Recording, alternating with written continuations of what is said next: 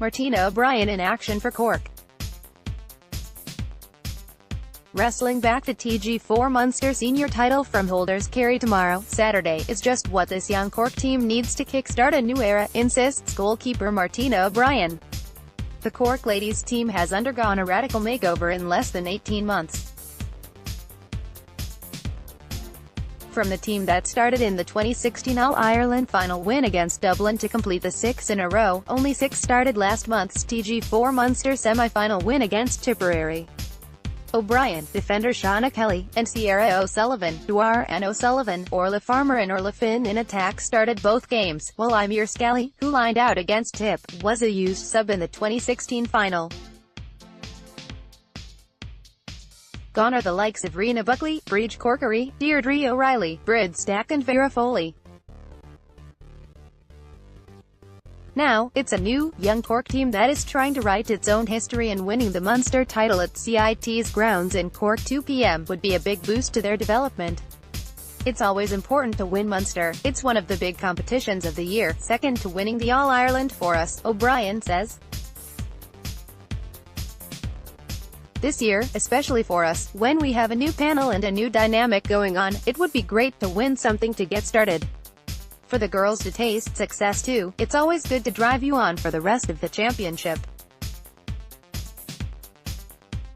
Losing last year and not getting into the Munster final has us more hungry to win it this year. Given the player turnover, it's not surprising that Cork's juggernaut has slowed down, and in their past 3 competitions, they've come up short, not making the 2017 Munster final, losing the 2017 All-Ireland and 2018 Division 1 League semi-finals.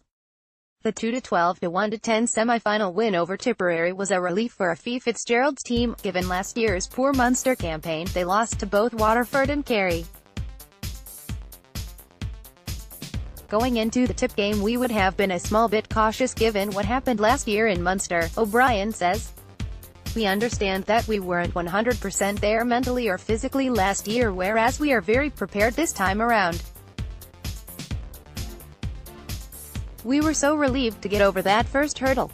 Now that we have shaken that off, hopefully we can express ourselves more in the Munster final and show more of what we can do. Next up are defending champions Kerry, a county O'Brien knows better than most as she spent 5 years living and working in Tralee.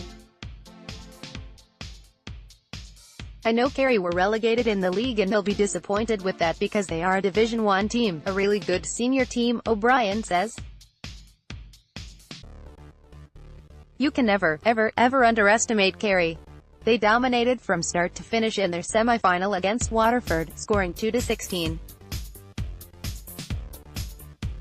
To be honest, Kerry have to be favourites going into the final, off the back of their Waterford performance, and the fact they are Munster champions. We have it all to do. There had been whispers initially that the Munster ladies final would act as a curtain raiser to the men's provincial final between Cork and Kerry at Paircuicho IMH on Saturday, but while that was never on the cards, O'Brien is hopeful that it will happen in the near future.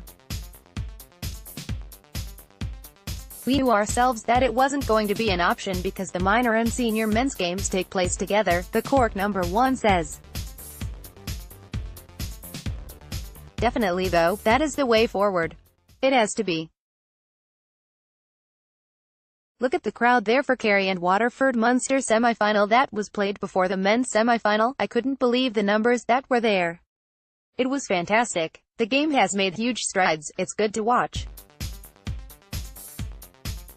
We'd love to play in Paircuicho IMH, whether it's in front of 10 people or 10,000. It wasn't going to happen this time, but hopefully next year or the year after, people can put their heads together and it can become the norm.